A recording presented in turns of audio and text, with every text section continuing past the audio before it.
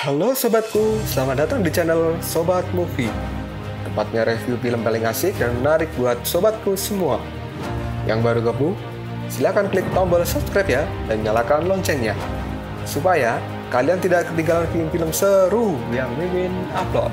Oke, gak usah berlama-lama lagi, langsung aja kita ke reviewnya. Gasken sob.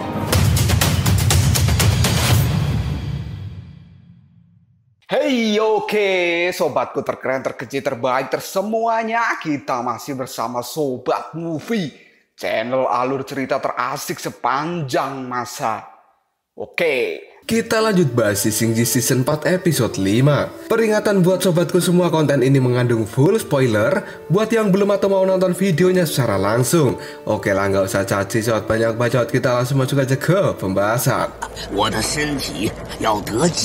Pada episode sebelumnya, Tathagata telah berhasil mengalahkan Guisa. Raja Rao pun juga telah tiba di arena Ashura. Dia membongkar rencana Tathagata yang menyuruh Sun Wukong untuk mengambil pedang surgawi milik Sitian. Hal ini membuat Tathagata menjadi tahanan klan Ashura. Di tempat lain, Bailang memberitahu Aosue bahwa Xiaoyu adalah perwujudan dari api abadi. Mengetahui hal itu, Aosue pun berniat untuk menculik Xiaoyu. Namun di saat yang bersamaan, para monster dari jurang retakan bumi naik ke permukaan, dan pada akhirnya mereka harus bertempur.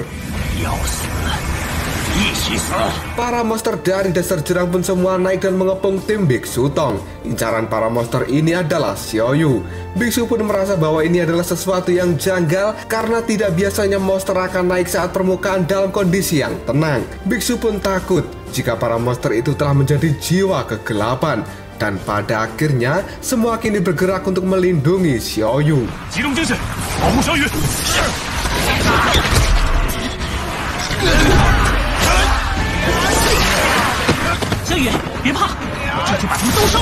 Para monster terus mengincar Xiaoyu. Namun Bailang, Baji, dan Shao Wuqing tidak pernah membiarkan monster itu menyentuh Xiaoyu sedikit pun. Bailang kemudian menggunakan jiwa naga Yuso untuk membantai para monster. Namun hal itu malah membuat Bailang jauh dari Xiaoyu, yang pada akhirnya hal ini dimanfaatkan oleh para monster untuk mendekati Xiaoyu. Karena sangat takut, Xiaoyu pun mengusir monster itu menggunakan sebuah obor. Biksu yang melihat Xiaoyu dalam keadaan bahaya pun berteriak pada semuanya untuk segera kembali ke sisi Xiaoyu. Namun Bailang sendiri kali ini telah terkepung. Dan untungnya ada Aosue yang bergegas menyelamatkan Xiaoyu dengan jiwa naga yang berwarna hijau. Biksu yang melihat kekuatan Aosue ini merasa bahwa saat ini kekuatan Aosue sudah meningkat cukup pesat. Biksu yang curiga dengan Aosue pun menyuruh Shao Wuqing untuk menjalankan rencana dari sang biksu. Dengan cepat Shao Wuqing menuju sisi Xiaoyu dan mengeluarkan ledakan badai pasir. Dari udara, Aosue melihat semuanya sedang sibuk dan tidak ada satupun yang menjaga Xiaoyu. Hal ini dimanfaatkan Aosue untuk segera menculik Xiaoyu. Biksu pun merasa para monster ini tidak ada habisnya. Pada saat yang sama, Bailang dengan wajah yang panik pun mengatakan bahwa Xiaoyu telah menghilang. Dan Baji juga berkata Aosue juga menghilang. Dugaan Biksu Tong pun tepat. Dia kemudian bergegas kabur untuk mencari Aosue dan juga Xiaoyu.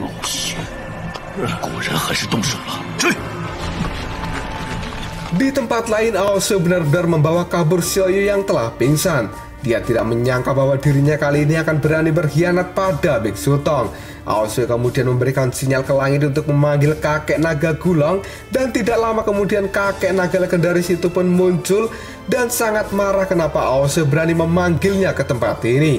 Aosue pun mengatakan bahwa dirinya sudah berhasil mendapatkan api abadi yang telah berubah wujud menjadi gadis naga. Kakek naga Gulong pun merasa senang dengan usaha dari Aosue. Namun Aosue tidak akan menyerahkan Xiaoyu dan akan melemparnya ke jurang jika kakek naga Gulong tidak menyerahkan Aoling terlebih dahulu. Merasa tidak suka diancam, sang kakek pun kini merebutnya. Dia merasa senang karena akan segera sembuh dari penyakitnya. Namun ketika kakek naga menyerap esensi Xiaoyu, dia pun kini tersedak pasir. Karena tubuh Xiaoyu ini ternyata hanyalah tubuh pasir pengganti yang dibuat dengan jurus Shao Wuqing.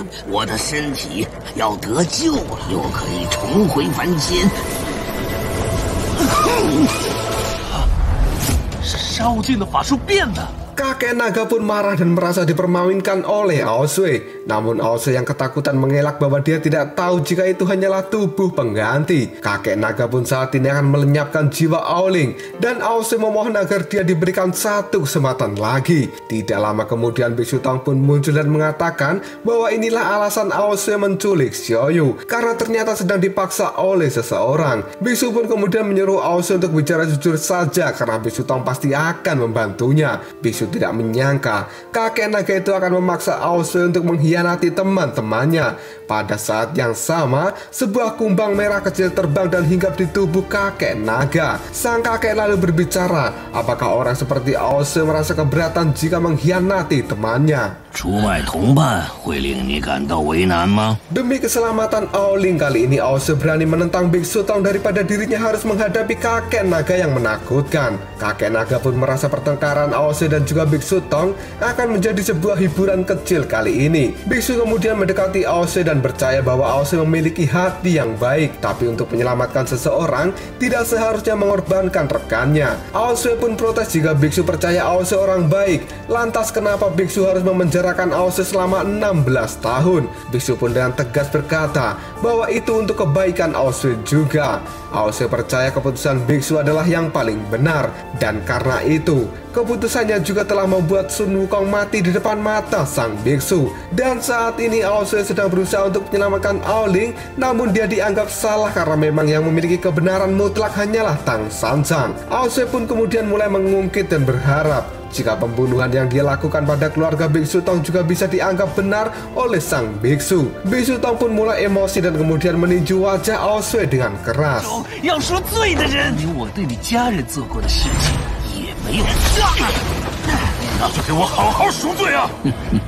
Aosue pun saat ini marah dan mengeluarkan kekuatannya untuk melawan Biksu Tong.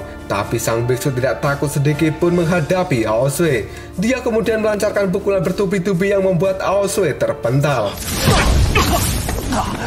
Perkelahian di antara keduanya pun terus berlanjut, dan Biksu Tong selalu bisa menahan serangan, bahkan juga bisa membalikan serangan dari Aosue, yang membuat Aosue menjadi muntah darah akibat pukulan dari sang biksu.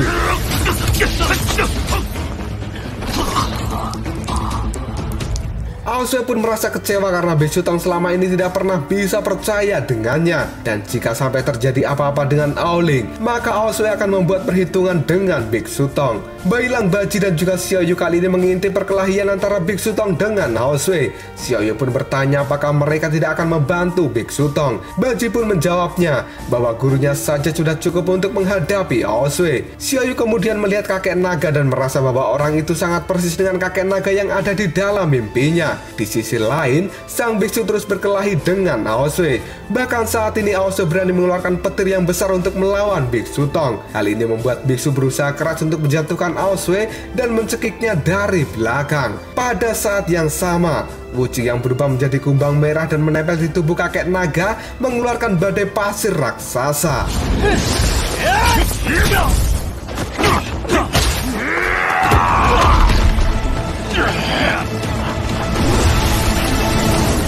Xin kemudian berpindah ke penjara Pulau Terbang Istana Surga. Di sana saat ini ada Jenderal Surga Timur Ji Guotian yang sedang ditahan karena membiarkan Tathagata lolos dari penangkapan. Tidak lama kemudian Jenderal Surga Utara Faiz Ravana atau Pisa Mentian muncul dan berkata, kenapa Ji Guotian melepaskan Tathagata si pengkhianat dan memilih mengorbankan diri sendiri untuk berakhir di penjara. Ji Guotian pun menjawabnya bahwa Tathagata bukanlah seorang pengkhianat dan keputusannya ini adalah sesuatu yang benar. Karena menurut Ji Guotian saat ini Kaisar Sitian telah berubah dan dia bukan Sitian dari masa lalu. Karena sekarang Istana Surga ada banyak jiwa kegelapan. Dia menyuruh Faiz Ravana untuk berhati-hati. 提沙门天，天界已有暗魂潜伏作，他们只等时机到来，请务必小心呐。 Ji Guotian merasa bersalah karena tidak membereskan masalah Dewa Kegelapan dari awal, yang akhirnya malah menjadi situasi buruk seperti ini. Dan sekarang yang bisa menghentikan para Dewa Kegelapan hanyalah Tathagata. Faiz Ravana pun bertanya, rencana apa yang akan dilakukan oleh Tathagata? karena dia akan membantunya. Ji Guotian pun tidak bisa mengatakan rencana apapun karena itu akan tetap menjadi sebuah rahasia. Faiz Ravana kemudian berkata bahwa saat ini mungkin Ji Guotian akan dihukum mati oleh Si Tian. Ji Guotian pun menyuruh Faiz Ravana pergi karena tempat ini bukanlah tempat yang tepat untuk dikunjungi. 以现在的处境，他可能会处死你。请回吧，这里不是你该来的地。你好自为之吧。 Saat ini sang jenderal surga timur itu tidak takut dengan kematian. Dia hanya takut bahwa istana surga akan menjadi runtuh. Ji Guotian pun kemudian membayangkan saat dirinya berperang melawan Ashura. Saat itu para dewa terbantai karena keputusan yang salah dari Si Tian. Dan Si Tian pun juga terluka parah. Pada saat itu Ji Guotian akan membawa Si Tian kabur dari tempat itu. Namun Si Tian menyuruh Ji Guotian untuk pergi sendiri saja. Dan Ji Guotian mengatakan bahwa dia tidak akan pernah melakukan hal itu. Situasi hidup dan mati ini akan dilewati bersama dengan Si Tian. Namun kali ini Ji Guotian tidak menyangka bahwa Si Tian yang pernah dia selamatkan dan pernah menghadapi situasi hidup mati bersama malah akan membunuh dirinya. 别管我了，你找机会逃吧，我不会丢下你的。要死，一起死！我不会忘记，我们那是一起出生入死，更不相信你会杀我。 Lalu apakah yang akan terjadi selanjutnya? Apakah Si Tian akan benar-benar membunuh sahabatnya itu? Jika kalian penasaran, tunggu aja jawabannya di next video. Ngobrol sob. Tetap stay di channel Sobat Movie dan jangan lupa klik subscribe, like, dan share ke teman-temanmu agar channel ini dapat berkembang dan menghibur kalian semua. See you next tomorrow. Bye-bye.